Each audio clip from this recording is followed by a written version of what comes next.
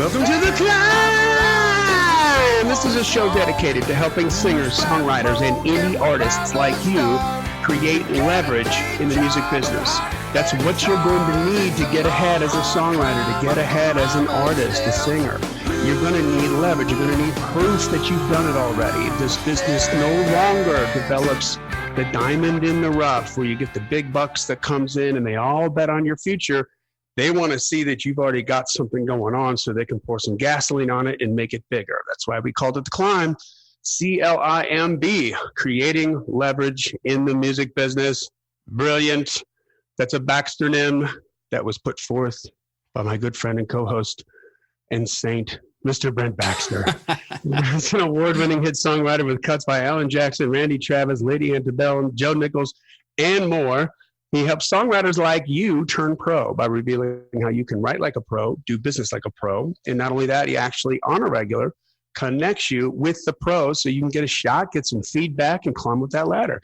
You can find Brent super easy at songwritingpro.com. Once again, that's songwritingpro.com. And I would like to introduce you to my co-host, Johnny Dwinell. Johnny owns Daredevil Production. They're breaking artists digitally by identifying new fans through data. If you're an artist looking to increase your streams, blow up your video views, sell more live show tickets, and get discovered by new fans, TV, and music industry pros, then Daredevil Production can help. Daredevil has worked with multi-platinum artists such as Colin Ray, Tracy Lawrence, Ty Herndon, and Andy Griggs, just to name a few. You can find Johnny at daredevilproduction.com. That's production, singular, no S, and there's no S because there is no other Johnny D. Hey, buddy. What's going on? Man, I'm just excited to talk to somebody very special today, and it ain't you. No, but we are going to talk about like one of my favorite subjects of all time, girls. Women. That's right. Women. Yes. Women. Yeah, girls when I was younger, women when I got older. There you go. But we're going to talk about females. Okay, yes. You started off really creepy. We better use that really fast. Oh, they know better. Our climbers know better. Okay. But listen, before we get into that here, we got a special guest that specializes in female artist development. And so we're going to talk about a lot of the different sort of potholes where the bodies are buried on that road and try to get some female artists out there, get their head on straight, give them some good advice moving forward and some things to watch out for. But before we do that, let's take care of a little business here. It's a digital world, and it's hugely important for physical media, for today's independent musician to get by, to create that revenue stream. Digital royalty payments are so small still that selling products like CD, vinyl, T-shirts, etc. at gigs has not only become an important income generator, which sounds like a really good way to say that, but really it's like, how are you going to eat and get to the next town? Sell that T-shirt, sell that vinyl. That's right. For every CD you sell at a show, it takes about 3,000 streams on a streaming platform to equal that same amount of money. So 3,000 streams in one hand, one CD in the other. It's about the same amount of money. And that money from that CD goes right in your pocket right then to help you get to that next town. So it's a whole lot of streams. We love streams. But man, you're leaving money on the table when you don't have merch on the table. Thankfully, our friends at Disc Makers are the place to go for merch. Discs and other physical media, including vinyl, USB drives, and even T-shirts. You can find them online at discmakers.com. That is DISC makers.com. Or give them a call at 800-468-9353. That's 800-468-9353. Yes, and if you haven't joined the Climb community, please do so. Brent and I are super proud of this. It's our Facebook group. You have to ask to be let in. We let everybody in, just be good boys and girls, and you won't be roadhoused out. It's a structured community. We've got plenty of places for you to play your music, to connect with other songwriters, to ask questions about marketing or whatever issues you got going on with your songwriter/artist career at the moment. Just make sure you put them in the right places. And believe it or not, you're going to get tons of help from everybody else in there, probably before Brent and I get in there. So that's right. We're really, just proud of how it's taken on a life of its own. So anything happening there right now, Brent? Yeah, just looking at it, every Wednesday we post the new hype post, and you can, if you have a music related win, you can post as a comment under there, so everybody's celebrating everybody. And so, man, we had a good one right now going on. A couple things. David Woods finally got a song ready to send out for mixing and mastering. He said it's been over a year. So, man, he's been grinding away at it, so he's ready. So that's I know how that feels. Congratulations, brother. Yeah, and our buddy Ronnie Glenn, he said, my big music win for today, I hit the email button or the send button for a pitch opportunity, first time this year. So he's excited about that. And so all levels of stuff, people getting asked, like, hey, I got approached by a hit songwriter, Paul DeMarco, that happened. Michael Soletta, he's had, his song made the Tin Pan South Songwriting Seminar Final 24 list. Nice. So it's another thing for him. So we got people in there celebrating wins. People climb. Love it. So make sure you join, hit the subscribe button wherever you consume podcasts so you get all the episodes in order and you can consume them as your little heart desires, so to speak. I mean, leisure, not peril. No, leisure. Leisure is much better word. Never mind. Take 30 seconds, leave a rating and review. We're trying to get to 200 here as quick as we can. And then finally, the best thing you can do for us to honor Brent and I is to tell a friend about it. If this matters, if this works for you, if you're getting value out of this, if we're hitting you in the feels, if we're making you rethink some stuff and it's starting to make sense, then by all means, please tell a friend, tell a band member, tell another songwriter, turn them on to it, because if you say it, it's 100% true. If we say it, it's 50% true, right? Mm-hmm, that's right. And we have a new review of the podcast today. So all right. I think we're doing these in order. The last one we did was from Still Married. So let's look at this one is from Liberty v. Justice. I guess Liberty versus Justice. Boy, that's a whole conversation right there. It says, podcast for musicians on the climb. It's a tasty 5-star review. It says, creating leverage in the music business. Brilliant name. I like this person already. Brent and Johnny give you real advice for succeeding in the music business and resources to make a bigger impact, influence, and income with your music. Not to mention the contest to send your music in and be critiqued. Best of all, it's fun and free. Brent and Johnny, you are a godsend. Listen and learn. You're worth it. Liberty v. Justice, CEO of I'm Worth It, Inc. So thank you so much, Liberty v. Justice. Well, she sounds like a whole lot of positive energy. That's love that. Awesome. So, and actually, she'd reach out to me on Instagram. Was like, I can't find the C.L.I.M.B podcast on Instagram. Where do I post? Because I love you guys. And so I gave her your Instagram handle and mine and stuff. So anyway, there you go. All right. Looking to share some positive vibes. So we appreciate. Let's get on to the women. Can we get on to the women now? All right. It's still that's just so wrong. The whole thing. I'm here to help women. Just because lead singer hairband doesn't mean it was all debauchery or it is now. Like things have changed. Well, hey, listen, today we are excited to have Lindsey Kirkendall on our podcast. Lindsey, how are you doing today? I'm awesome. I'm so excited to be here with you guys. How did we meet, Lindsey? Was it through I think Jeremy. We share an attorney. Yes. Yeah. Through Jeremy. That's right. And become a climber, which is exciting. And tell us the name of your company, and just for the climbers out there, kind of break down maybe what you do right now and maybe a little bit of your backstory, how you kind of got to this niche, which is important. Yeah, absolutely. It's been an interesting journey. I've been in Nashville now for almost 15 years, which is crazy. I swear I'm not old enough to have lived anywhere for 15 years in my adult life, but it's true. We all agree. All right. Oh, yes. I know you feel me on that. Originally from Southern California. So I moved here kind of with this wide open, hey, I love business and performing both. And I knew I just wanted to work in the entertainment industry, and got married really young. And so once you get married, as you guys are very well aware, like there's this light switch that turns on that you're like, oh God, now I have to make money. Whereas when you're single and be an adult, it's like not, you have to adult really hard. And it was a lot easier to just go get a job than it was to try to figure out the artist thing, because at that time we were right before the crash of 2008 and the industry was really getting wobbly and no one really knew how to best encourage or give advice to an artist and how to build a career in that particular era.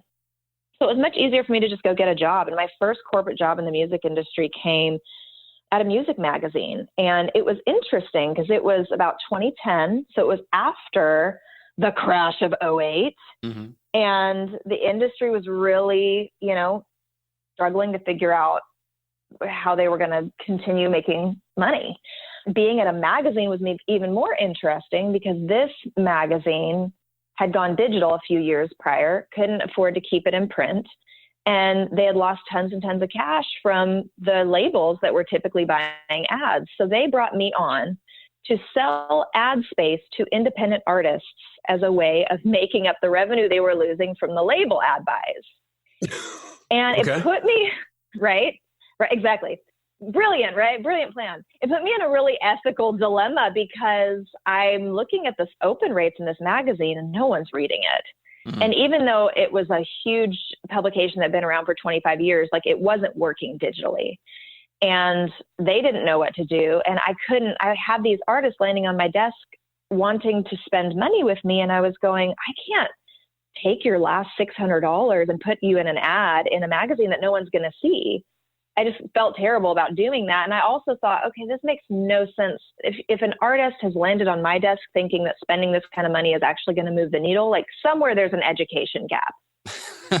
So if someone's thinking I can solve their problems, they obviously have a gap in their information. Oh, yeah. And so what I ended up doing is I ended up going around town and interviewing all of my industry contacts and really developing an educational resource that was a sub-brand of the magazine that was focused just around independent artists.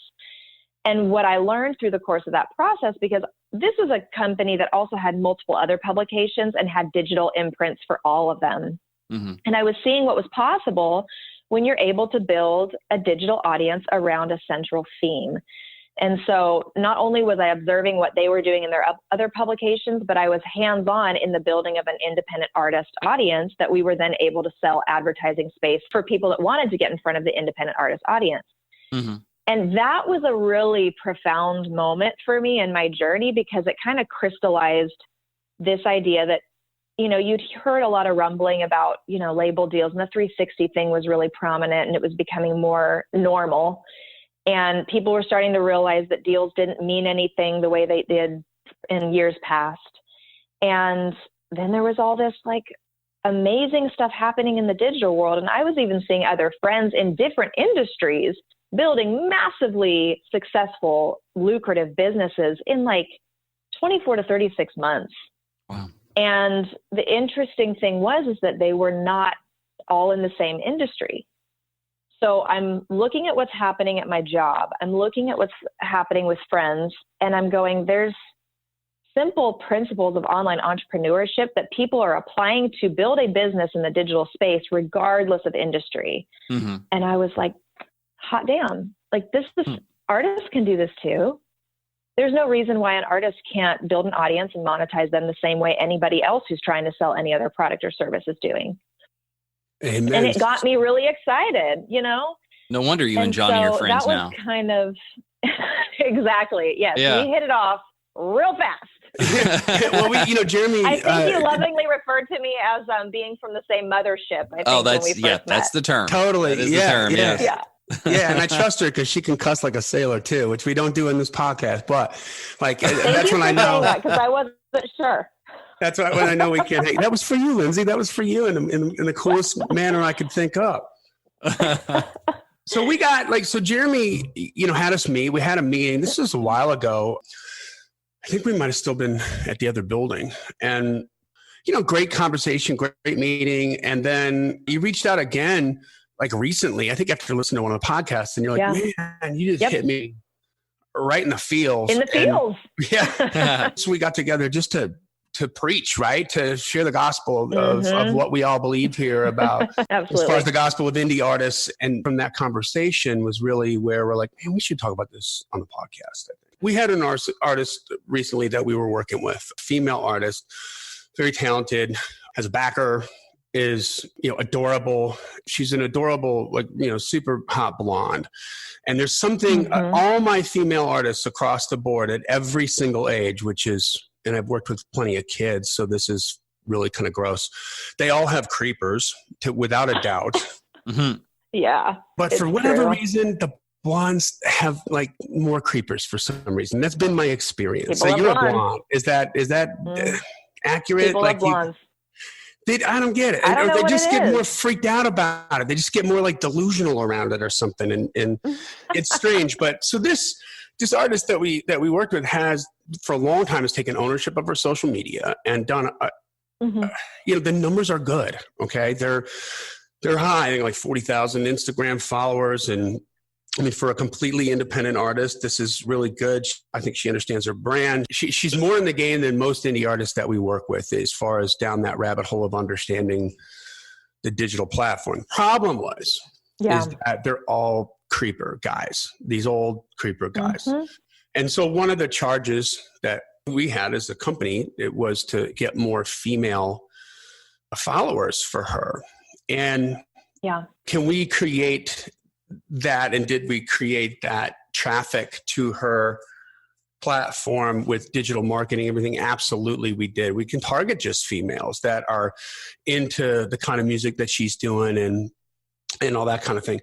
However, one of the conversations we had to have was, it's not worth it to pay for traffic to go there for them to be introduced to you, to that you can get into the awareness of these consumers if you're not going to have content up there that is going to be in some way, and it's not black and white, but in some way it has to be relevant to them. Yeah, relevant. Mm-hmm. Thank you. Right. That adds value to their lives. Yeah. And so you can imagine, for the most part, every single post that she has, she's in a hot outfit, looking like a little sex kitten, and she's marketable. That's a good thing, but it's like too much of a good thing is not a good thing. You can't just eat salad and carrots all day long. You've got to have a balanced diet. Well, I think I agree. And I think it's interesting to say she's marketable too, because what is marketable? I think it depends on what audience you're marketing to. And and not that you were saying this, but I think that a lot of us just kind of clump the idea of like, oh, she looks like a sex kitten, therefore she is marketable. But that's a good point. I wouldn't say I'll reframe that. True. She's visually marketable. Let's say that. Like, it's not, she's easy on the eyes, and so that works in that. But so that's a good point. And let's go down that road because that's really going to attach what you just said to a lot of the meat of this conversation that's about to unfold here. Totally. The problem was, and I had to get ahead of this, I had to tell her, okay, look, we're going to have to put up some stuff that isn't you in a sexy outfit on white satin sheets. We're going to have to do. Wow, is that bad? On some parts, yeah, and or a leopard print or something like that.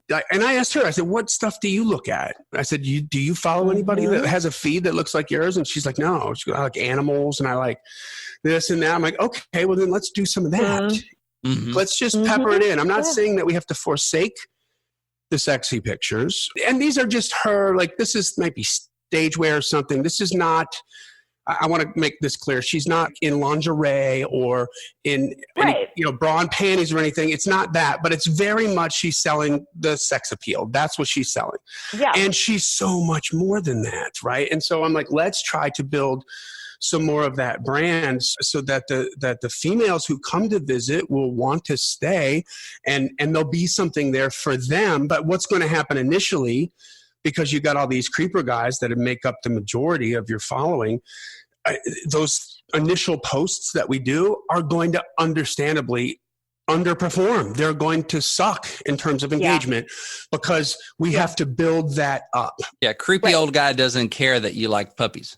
That's right. That's not why he's there. Absolutely Unless there's a puppy with you on the white satin sheets and a new leopard print jumper or something like that. Unless you're both wearing a collar. Okay. Yeah, no. Exactly.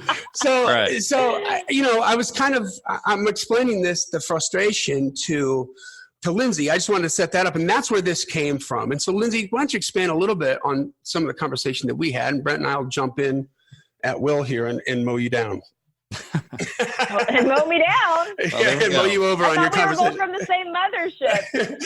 Okay. We are. We both love to talk a lot. Oh, you mean verbally? Okay, I'm following. Yeah. So, one thing that I wanted to mention too, because I mowed my own self down. You asked me to tell you what I did, and I didn't say that. So let me start there, and then we can move into that, because I have worked in the corporate side and independently, and have now for the last about 18 months focused specifically on working as a music business consultant and artist coach for female artists. And so obviously this is a topic that comes up often, and it's why, Johnny, you and I ended up in the conversation that we did, because you were banging your head against the wall over this artist and this client. And it was like, yeah, this is something that I see all the ding dang time.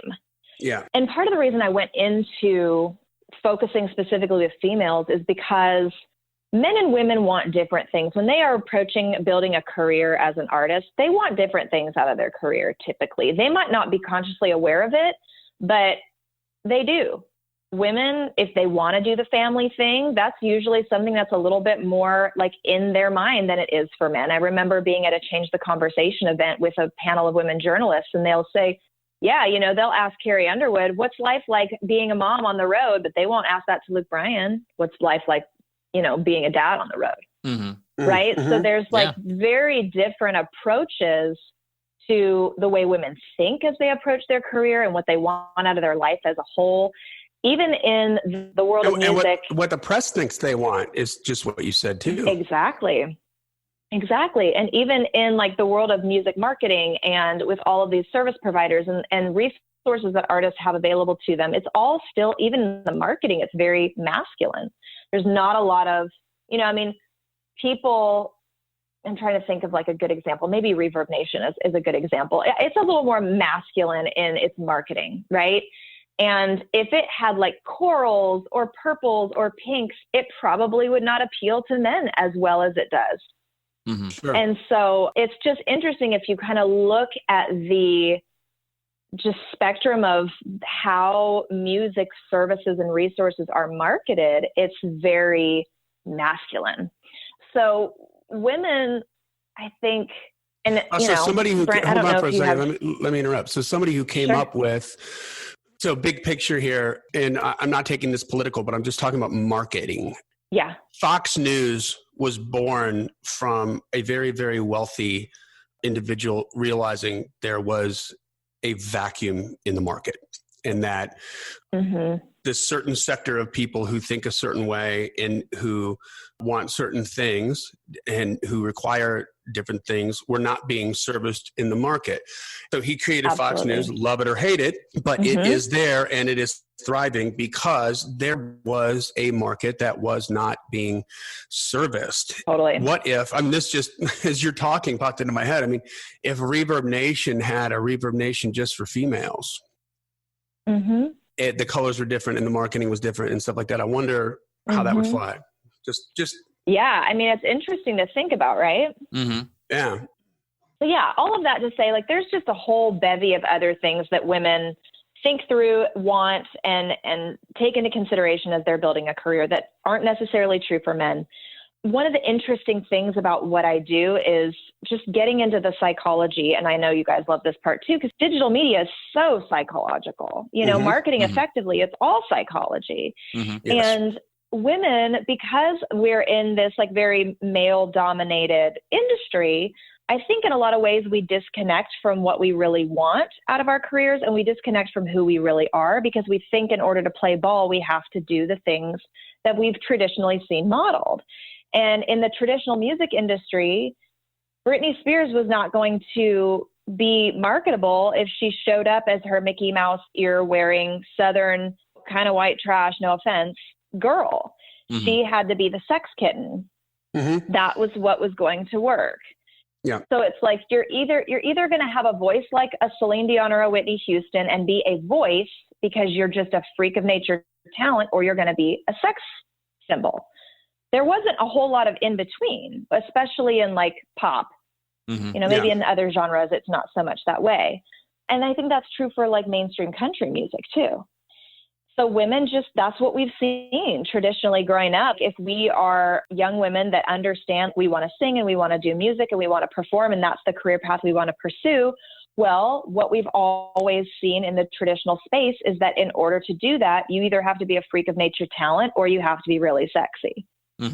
Right. And it can get really screwy because as women, we do like to be beautiful and we do like to play in that space, but it becomes really disconnected when you're doing it to contort into something that, as you said earlier, feels marketable. Or it gets taken away from you. Stand on like, yeah. And so they're not really allowed to stand on the merit of their craft. They're having to be somebody that they may not otherwise have been. or maybe an over-exaggerated version of themselves in order to fit into something that is profitable. And we still think that, like, and Johnny, I know that you would agree with this, like, we're still seeing artists today that have remnants of this old school traditional thought process of like, this is how it must be done. And it's actually like, no, you don't have to do any of that anymore. Well, I think that's one of the good things that I want to unpack in this episode is that this is the female specific message that we are sending right now in this episode that is consonant with the message that we've been sending to all musicians and indie artists and songwriters since day one of this podcast, which is because, listen, the smart man, the smart woman, when they're serious about their craft, they are going to begin to reverse engineer the stuff that's moved them or the stuff that they like, the stuff that they think is cool. That's really freaking good for songwriting, right, Brent? I mean, yes. Reverse engineer that song, find out why that was a hit, find out why that made you feel the way it made you feel, and then figure out how to put it back together again and put your own spin on it. Yes. And for decades and decades and decades in the marketing side, that's how we've done it as artists. That's how I did it when I was an artist. But now that becomes a toxic road to drive down in the sense that, or let's say a potentially toxic road, almost all toxic, but there's a couple outside chances. We're generalizing here. Okay. But here's the thing, right? You don't have to do it like that anymore. You can write your own ticket. You can decide what it's going to be. But, and this is one of the points that I wanted to make, you have to be intentional about it. Yeah. So if you show up constantly with a sex kitten message, whether you're doing it on purpose and, tapping your fingertips together like Mr. Burns and you're like, excellent, let's be the sex kitten. Or whether you're unaware that you're doing it and you just, you don't know, guess what? The damage is the same. Yeah. And so I kind of think of it like this. And so like people are like, well, there's just so much to think about. And no. You've got to think about everything and put it all together. And that's going to be the difference between the artist who gets to make a living and the artist who's going to sit in the corner and complain, male or female, about the industry. Right. So I thought of you talking, because this morning we were going to record this and you're like, well, I got to get my kiddos to work or to school. And I said, okay. To school. To school. Got to get them to work, making those tennis shoes for those celebrities. And we're talking to Lindsey from China. Her kids work for like at a sweatshop. And no, but I thought about this. Like, it's like with your kids, right? If you have kids, you can't just make them look good and dress them up and keep them clean and not feed them. Oh, hell no. Right? And you can't do the other thing. You can't just feed them, make sure they're incredibly nourished, try to feed their brains and everything and teach them, but not bathe them or clothe them. Like it has to You will get a note sent home from school. Yeah. I know that because I saw the movie Big Daddy. Your son's personal hygiene has become a cause for concern. So you have to think about it all, right? You have to think about the meat and the potatoes of what it is that makes you an artist, where your lane is. Brent, is this ringing bells? I mean, how many times have we talked about this? What is your lane? It doesn't have to be, to your point, Lindsey, some freaking nature talent thing. There's right. Mick Jagger ain't ever going to win American Idol. Right. But he is the biggest rock star on the planet. David Lee Roth. Never gonna I mean, these are my guys, my heroes. But the way the game was played, certainly, it's just undeniable. I mean, I remember falling in love with Heart back in the early days. Yeah. And I love them. I still love them. I never fell out of love with Heart. But what happened in the 80s with Ann, who is that freak of nature talent, by the way, who she figured out exactly why she's on this planet. And when did you see this Kennedy Center Honors thing where she sang, I think it was like Stairway to Heaven or something, and just Robert Plant in tears, like he was bawling like a baby. I mean, she's so freaking unbelievably good, and she gained a bunch of weight, and all of a sudden she's like in the background of the music videos in the 80s, you know? I remember like watching Behind the Music, you know, back on VH1 back when I was in college, and that we would get just behind the music directly into our veins, you know, because that's all we watched.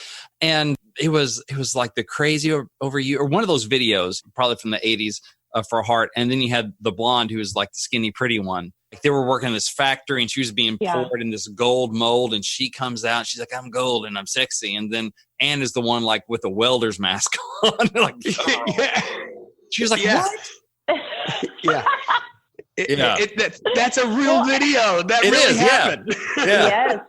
Yes, it really did. And here's the interesting thing is we feel like we've come a long way in terms of like being body positive and all of those things. And we've made some great strides for women, but at the same time, if you think about it, there's still some funky things happening, because the way that the traditional space works is that they're still filling roles. It's kind of like on sitcoms where they'd have the token black guy.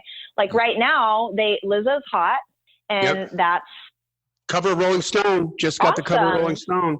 Right. And people are loving it, and they're like applauding this beautiful African-American woman, as they should be.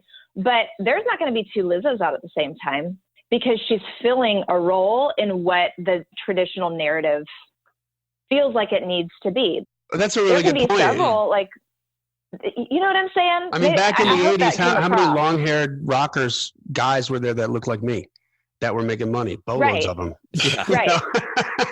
That's a really interesting point. Exactly. But there was only one Michael Jackson. Yep. Yeah. In the 80s. You know, so like we've come a long way. And that's why I'm so passionate about the digital space, is because there is not, I jokingly refer to it as a D-bag filter, because it doesn't really matter who you are or what your size is or what your color is. People want to connect to authentic people with authentic stories, and that are creating art from an authentic place. That are compelling. For whatever reason, they're compelling. Mm-hmm. You know, and they'll listen to 3 Lizzos if all of those different Lizzo characters add value to the life of that particular listener or audience member or fan. Yeah. It's kind of like the Wizard of Oz that's pulling the strings behind how the traditional music industry presents their mainstream artists. Yeah, and the curtain's been pulled back. The curtain's been pulled back. And we get to pull the strings as long as we're aware that we get to pull the strings, and as long as we accept that, guess what? You get to pull the strings, but you got to go pull them. You got to choose.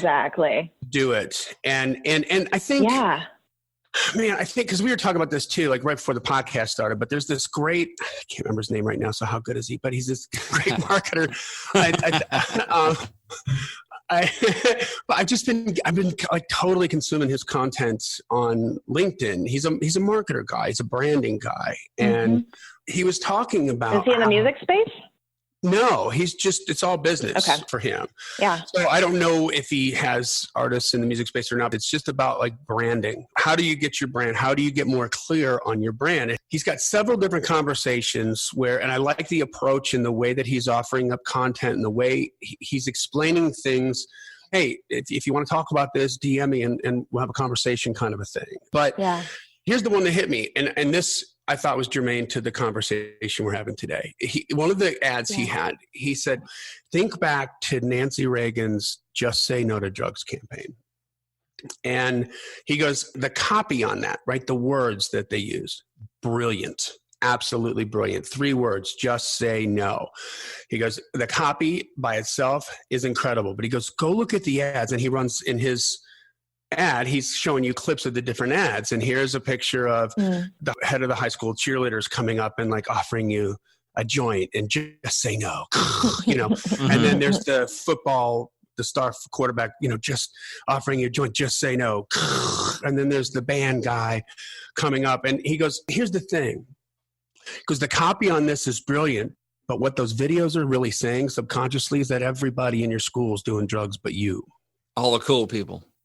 Yeah, all the cool people are doing drugs but you. Yep. And so as opposed to maybe spinning it, and this is not in the ad, this is the crap that keeps me up at night, where I'm thinking like, how would I have done that differently? And as opposed to moving it to like, you're your own person and being self-empowering and trying to focus on something that can come from within, as opposed to saying no to the outside influences. Does that make sense? Mm-hmm. I thought the Brain on Drugs ad was probably better. Showing the fried egg, because you're like, oh, I don't want my head to fry. So because ultimately it has to be your decision. Although it did make me hungry back in the day. Right. But I thought about that, Lindsey, because I thought, well, there's so many women that are unintentionally or intentionally, to your point, because they feel like they got to play the game that was the old game, the way that was set up, are focusing too much. Don't know any better. On the looks, and not enough on the meat and potatoes of what they did. This artist that started this whole conversation between me and you has a myriad of talents. I want females to hear what you're saying and just reevaluate, reassess, like, okay, what does my feed look like? What am I selling here? Not that you shouldn't be looking good, but is there plenty of talent on there? Is there plenty of other parts of your personality that are a part of who you are, of your authenticity, that make this work? Well, that's what you're selling. And it's playing the long game too. Yeah. I mean, it's kind of low-hanging fruit to go after totally low-hanging sketchy fruit. Dudes, eyeballs, that's like, okay. And it that's devalues the work that she has done. Mm-hmm. Yeah. Because that's not going to help in the long run. She's put a lot of time and energy into building this career. And if you're just focusing on TNA, then it devalues the fact that you've put a lot of time and energy into being a really solid performer and an excellent artist. Mm-hmm. Yeah. It detracts from the actual work that you've done as a person. And Brent, also to your point, here's the deal. We all age. Mm-hmm. We are not always going to be 22-year-old, beautiful, tight little things. And if that is what we are leading with, there is no longevity in that. I was just trying to do a quick inventory in my mind of like, okay, how many of like those pop singers and stuff that were the sex kittens, and that's kind of was the big part of their brand. How many of them stuck around into their 40s and are still relevant versus people that are still relevant? That's so were the voice or were built on different things. Like in the country world, it's a little different than the pop world, but like Reba's still kicking it, but she was never based on the visuals. That was never what she was selling. And she's still it's a great example. And doing great. And somehow Dolly managed to combine both. She did. She's so freaking smart. Yeah. Yeah. For one thing, the music was. But here's the thing about killer. Dolly. It's who she is, though. Yes. Yeah. She was the girl that was like, I grew up watching. Well, it was funny that you mentioned it because I was going to say, like, the only way, to the point of longevity, like, the only way you stick around long after stuff has gone south and you've started to age is if you pull a Dolly. But the reality is it works for Dolly because that's who she is. Mm-hmm. She was the little girl that looked at the prostitutes in Sevierville growing up and thought, I want to look like them because they look pretty. Like that was her psychology. And she owns really hard her plastic surgery. She owns it. Mm-hmm. Yeah. She makes jokes about her plastic surgeon all the time. And that's not most women. You know what I mean? That's right. So we either have to go in that direction and disconnect from who we really are, or it just doesn't work. Like you were saying earlier, Brent, like you just fed her out into obscurity. She's irreverent in that regard and super courageous. I mean, she'll be like, oh, you have no idea how much it costs to look like this at my age. Exactly. As you said, it takes a lot of money. I've heard her joke about like. It takes a lot of money to look this cheap. Yeah. Yes. That was the exact quote. Yeah, that's right. Yeah. That's what I wanted to get out of this was just, and there's different clever ways of doing this. It's one thing to talk about what we're talking about, but I like to throw out just different ideas on thinking about, okay, how do you sort of put something else first? How do you, how can you do it? I think an evaluate, what do you tell your artists, and tell some of the artists that you work with, Lindsey, what are some of the things that you do when they come in and you've got to reassess stuff, maybe retool the strategy a little bit? Yeah. What are some of the normal questions that you get, or some of the normal things that, step 1, step 2, step 3 is almost with everybody that comes in, this is what we got to do. Go down that road a little bit if you don't mind. Yeah, for sure. I feel like for most women, they come in with some baggage from what they've seen, and they're still kind of taking their cues from the traditional music industry is doing. They're often, like we said earlier, a little bit disconnected from themselves and across the board, because this is still, like we've said before, Johnny, like this is the Wild West, this digital space. People are still figuring out how to do this, and artists aren't looking into the world of online entrepreneurship to take their cues. They're looking still at the traditional music industry. And so they don't really understand how to effectively communicate their value in the digital space. And they don't fully understand how their business functions in the digital space. So for me, it's a lot of education on the front end of just helping them look at the realities of how a fan interacts with them first. This is not 25 years ago where a fan interacts with music first because they're being delivered music via the radio. So they're only having this auditory experience. They're having a visual experience first because they're usually interacting with them via social media. So when a potential new fan lands on someone's feed or on a video or something like that, they're sizing them up, whether the fan is aware of it or not. They're sizing them up in a matter of a few quick seconds on whether or not they resonate with this person before they might ever even give the music a chance. Yeah. And so what I help walk my artists through is really understanding, hey, people really want to know who you are more than they want the music in the beginning. Mm-hmm. And you have a few seconds worth of time to capture somebody, and people are bombarded by images. They're bombarded by marketing messages, and time is our most valuable resource. We can always make more money. We can't make more time. Mm-hmm. So if you're going to take up someone's time via a few minutes of them watching your video or an email that they're going to spend a few minutes reading, it needs to add value to their lives. It needs to move them. It needs to be something that is compelling to them. And the only way that any of us as artists can rise above the noise, because there's so much more choice in music now more than ever. And so in order for us to be able to set ourselves apart and rise above the noise is for us to be more connected to who we are as people and what we bring to the table as who we are, as our highest selves in the world. And I'll say to my artists often, I'll say, look, at the end of the day, you're probably not going to be on your deathbed to just be a little macabre for a minute. You're not going to be on your deathbed going, damn, I wish I would have sung more songs. You're going to be saying, damn, I wish I would have moved more people. I wish I would have touched more lives with my art. And so that, it doesn't create this followers mentality where you're just collecting followers. It's how deeply am I moving the ones that I do have? And the only way you can do that is if you know who you are and what value you add to the world. And so I'll have two beautiful blonde country singers that when I ask them, hey, why are you doing this? They'll tell me kind of maybe the same answer, but I've never heard artists say it in the exact same words. Every artist has a different way of explaining and communicating how they show up in the world through their music and their art and as their highest selves. So what I see is that, especially for artists, because artists aren't just musicians, they are typically highly creative people with lots of different, ideas, and, they're usually multi-talented and can do lots of different things. And what that helps them to focus in is understanding, I'm the artist that maybe, I've got a client here in Nashville who runs the top burlesque review in town. She's amazing. And we've walked through this whole process of who are you and what is your message and who do you, what? Is that Cooper? Yeah, it's Cooper. She's amazing. You know Cooper? She's awesome. Yeah, I've met her a couple different times, and yeah, I got a couple things I'm going to talk to you about after the podcast. She's unbelievable, though. She's unbelievable. Yeah, she's incredible. She's incredible. For her, it's okay, who do you want to impact with your music? Those are kind of the three questions I walk an artist through. Who are you? What is your message? And who do you want to impact with your music?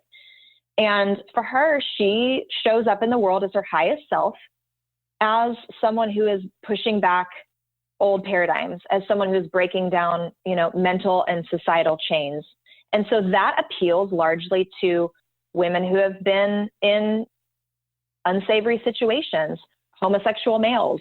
You know what I mean? Like, she has a very specific super fan group. And when we can start to really crystallize and focus in on who you are, how you serve the world, just by virtue of who you are and the value that you have as a human being, that infuses the music, that infuses the art, that determines what marketing platforms you appear on, who you're speaking to, how you're speaking to them, what streams of revenue make sense for your business. And then the whole business plan comes into focus. But we can't be effective at the beginning if we're disconnected and we're taking our cues from an industry that's only about the bottom line. You know, because they're making they're forcing the artist to contort into something that will work to generate revenue, which is not inherently evil, but it doesn't work for the vast majority of artists. And I think personally, it's just highly unfair. There's a lot of amazing music that's out there that deserves to have the light of day if they just understand how to communicate their value and find their super fans. This is what I love about the digital space, because you don't need anybody's permission now. That's right. Yeah. And therefore, you I can't say that complain to about artists often. Yeah. And you can't complain about, well, it's real hard and we just, but no, that's the blessing of it. Mm-mm. Like you can It go is. and be a Cody Johnson and sell out 75,000 seats at the Allegiant Center in Houston as an indie artist. And you can tell the president of the record label who wants to sign you exactly how it's going to look.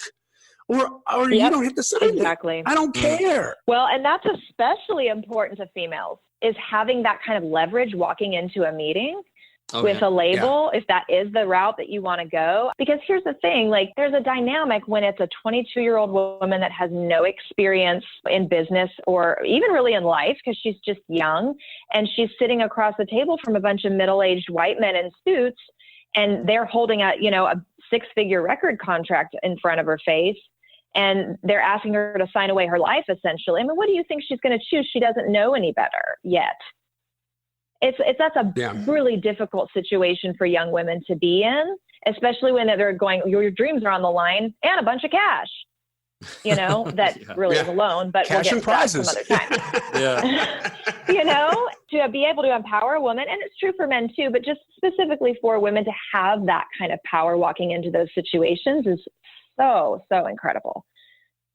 So incredible. So for somebody who's, let's say, not Cooper, for somebody who's not as far along in their artistic journey as Cooper is, she really knows who she is, what she's doing, how to do it. She knows how to make the donuts, how to perform, everything. She's very a very well-rounded artist, I think. Yeah, emotionally, mentally, talent-wise. She understands the optics and the marketing, all that stuff.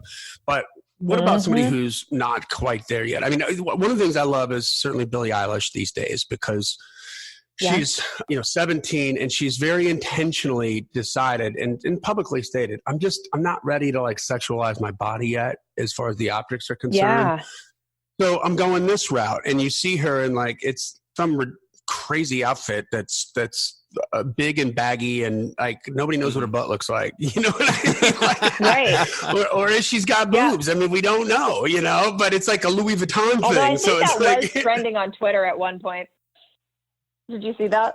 No, what does her butt look like? Boobs. Oh, okay. No, I think it's a hashtag Billie Eilish's boobs was trending on Twitter at one point. Well, because there was one picture that came out where they were you could kind of see that she had some, and you were like, oh my Lanta, they're probably spectacular, right? God bless her. There's somebody that even in the major label system who did it her way. Right. And I mean, that story, we created that record, her and her brother Phineas in their bedroom, and then said, no, this is what we're going to do. And I think that just speaks volumes to, it's amazing that somebody that's 17 years old has that kind of fortitude and the balls, forgive me, but to say, no, this is how we're going to do it. Yeah. So how do you approach an artist that, maybe has all the talent that somebody like Cooper has, but they haven't figured out the things that Cooper's figured out yet? So how do you help them? What is there a list? Is there is there a mental sort of check down that you do on, on any football play, the quarterback, check 1, check 2, check 3, who's open, where are we at? Where's the meat and potatoes of who you are? And how do we exploit that? Right. And exploit in a good way. Totally. Let's put I always say, forth. how do we mine the gems? You know, Yes. how do we mine the diamonds in the mountain of who you are as a person? For me, it starts with sitting down and hearing the artist's story. Because even as a songwriter, and Brent, I'm sure that you could speak to this, even if you're a songwriter that is writing for other people, you cannot disconnect your life experiences from the way that it infuses and informs how you create art. Yeah, and on our best days. Yeah, because part of your art is who you are. Right. Your life experiences, the things that you've overcome, the things that you find funny, the things that have made you sad, the things that you've had victory over, all of those things inform how you'd create your art. And so most artists are not really connected to that reality. And so sitting down and having an artist share their story with me on the front end and just hearing it's funny because often I'll say, tell me your story. And they'll go, well, I started playing piano when I was 3. And, you know, they give me kind of like their resume. And I'm like, no. Tell me the story of you. Share with me your life. And what it does is it really helps an artist connect, to themselves, but connect to the things that they've experienced in their life, even if they're young, even if they're 16. I worked with a really amazing artist. Her band's called Grennan, and she is out of New England. And we started working together when she was 15. And it was funny because her mom was on the phone, and her mom's great. She's like not the momager, but she's very supportive and does a lot with her daughter and the band. But her daughter started talking about, or Casey, her name's Casey. She started talking about some kind of like ancillary things. And her mom stopped in the middle of the conversation. This is our first conversation. She goes, listen, if you want this to work, you got to tell her what she's asking. She was like, tell her the truth. She doesn't want fluff. And so she proceeded to talk to me about, and at the time she was like telling me about this 8th grade love heartbreak thing that happened in 8th grade, how she lost a bunch of friends over it. And then she went through a serious period of bullying. That was her story. And it was relevant and it was valuable even as a 15-year-old. One of the things that she champions is mental health and anti-bullying. And so is that going to be what she's championing at 35? Maybe not. But right now, that's what's real for her. And that's the only way she's going to connect, because that's what's real for her. And that's what she's living or has lived and has developed some mastery over. And so we were able to come up with a lot of different ideas on how she was able to communicate effectively to her fans and build things into her business that were going to speak to other kids that were like that, because that was a lot of the content of the music that she was writing too. I think her forthcoming project is called Mental Health. You know, so she's talking about those themes, and that is the narrative, and that's kind of the ongoing conversation that she's having with her fan base in this season. And it works because she's connected to it. If someone was sitting down telling her, okay, well, you have purple hair now, so we're going to kind of do like this Billie Eilish thing with you and talk about things that are totally irrelevant to who she is as a person. Like, she's not going to wake up motivated to continue to do this. And now that we're in the digital space and we don't have a team of people pulling the strings on our career, and we have to be the one every day waking up and pulling the strings, you better believe we better be motivated to do it, or else we're not going to have a career. And in my experience and watching my artists is like, if they're not intimately connected to their story and how they're showing up for their fans, because they're starting to realize that, oh, wow, like, I'm not moving my fans just because they like my music. I'm moving them because I'm giving them a message of hope, or a message of like, hey, come and just like forget about your troubles and let's party for an hour together, or life is meant to be fun, or you matter, or mental health is important, or whatever that is for the individual artist. They're not connected into that. They're not going to be motivated to do the work. It's funny. It all comes down to service. Being an entrepreneur. Yeah, it comes down to totally service. Does. If you figure it's out a massive human service being an artist to the world. Because that's what I was thinking before you got to that point, was like, yeah, they got to care about what they're doing. Otherwise, they're not going to be motivated to do this really uphill climb that we're all doing. I mean, like with what I'm doing now with like Songwriting Pro and the climb and stuff, man, I put in a lot of hours this week doing that stuff. And thankfully I got some writing in too, but it's like, I was thinking about going, I've had day gigs before and I work harder at this, but I'm happier about it because it fits into my why. Yeah. It fits into my why. Yes. So it's a lot easier. I'm not having to be like, oh, God, sometimes you get tired, but it's like, no one's no one's looking over my shoulder. I don't have to fill out a time card for my boss about what I did today, but I'm busting my butt. It's a different kind of tired at that point, isn't it? Yeah, it's like it may wear me out, but I never get tired of it. Yep. You know, that's a really good way to put it. I'm a writer. Yeah. Yep. Lindsey, thanks so much for taking the time to come on the podcast and talk about this. I really hope climbers feel it's as valuable as I'm thinking. You know, where can some females reach out to you and talk to you, connect with you? I offer free strategy sessions. So if people are interested in learning a little bit more about what I do or how we might be able to work together, you can book in a free strategy call. It's just strategysessions.lindseykirkendall.com. Or the other easiest way to find me is on Instagram. I'm just at Lindsey Kirkendall. Okay, how do you spell Kirkendall? Lindsey with an E. Kirkendall. Yes. It's Lindsey with an E, so Lindsey. And Kirkendall is like the way it sounds, Kirkendall. Kirkendall. Kirkendall. All right.